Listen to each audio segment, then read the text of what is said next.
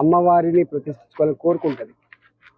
ముత్యాలమ్మ పేరిట కావచ్చు, పోచమ్మ దేవత పేరిట కావచ్చు, కట్టమైసమ్మ దేవత మీద కావచ్చు, గ్రామంలో పెట్టుకునే బొడ్రాయి సీతాలమ్మ తల్లి ప్రతిష్టలు కావచ్చు.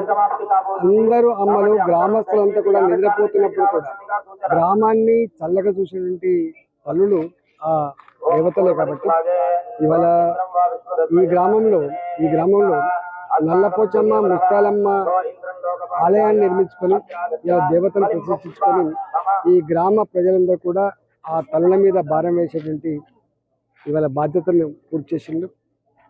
భారతీయ సంస్కృతి సంప్రదాయాలు స్త్రీలను గౌరవించే పూజించే దేవతల సంప్రదాయం మాత్రమే కాదు, ఇవాళ భారతీయ సంస్కృతి సంప్రదాయాలు ప్రతి ఆపదలో ఆదుకునేది తల్లులు మాత్రమే.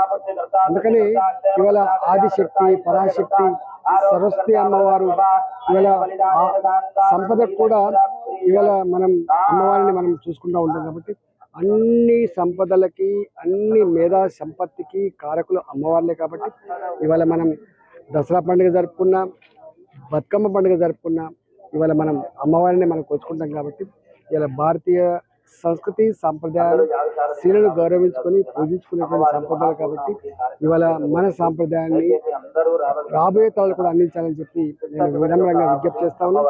ఈ గ్రామంలో ఆలయాన్ని కట్టుకొని ఇలా దేవతలను ఆవిష్కరించిన సందర్భంగా గ్రామ శుభాకాంక్షలు. చరిత్ర సృష్టించినోడు